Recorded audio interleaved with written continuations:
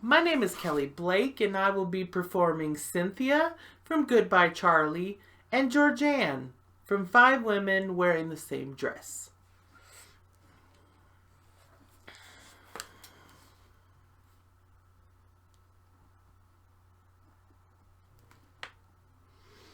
Don't do it. Don't open that little box one more crack. Don't ask me to marry you. Shh. Don't say another word, just listen. I can't let you do this to me. I mean, before I met you, I used to be such a jerk. I mean, seriously.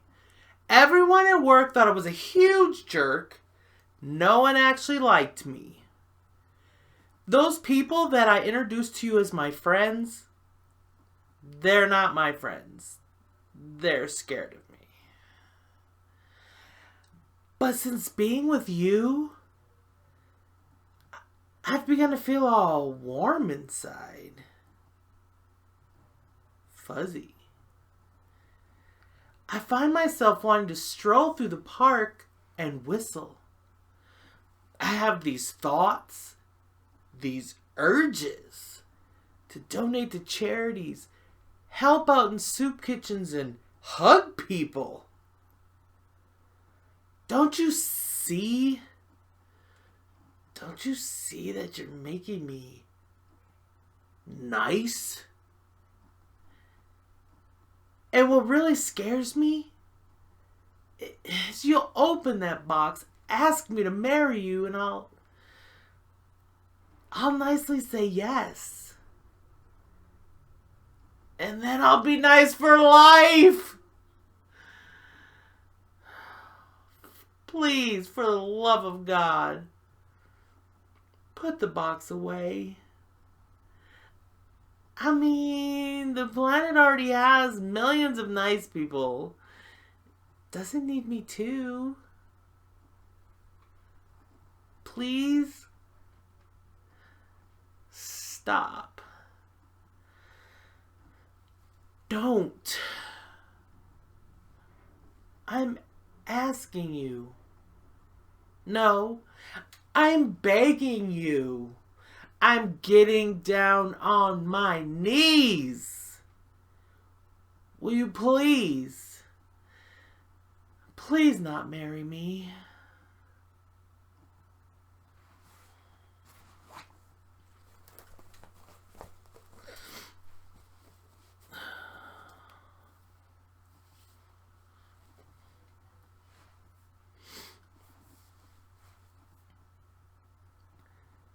I was walking down the aisle. First thing I saw was the back of his head. Just jumped right out at me. I recognized that little hair pattern on the back of his neck, where his hair starts. You know, where it comes to those two little points and it's darker than the rest. I always thought that was so sexy. Then I look at him during the ceremony. Something about the way the light hit his face. I swear. It just broke my heart. And then outside, I saw him talking to this total bitch in a navy blue linen dress with absolutely no back. I mean, you could almost see her butt. And he was smiling at her with that smile. That same smile that used to make me feel like I really meant something to him. And then it all came back. Just bang. All those times I sat waiting for his phone call. Me, going out of my way to make things convenient for him. Having to take a freaking taxi cab to the women's health center that day because it was so cold outside my car wouldn't start. And then later, that awful, awful night,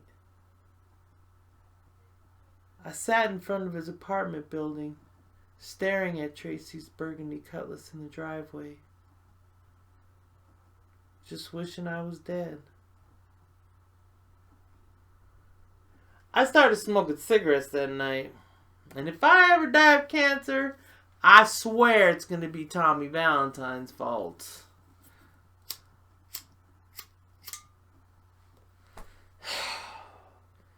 God, I feel like I'm going crazy. My cousin George, he's a nurse. He says I'm the perfect type to end up with some weird disease because I'm so emotional.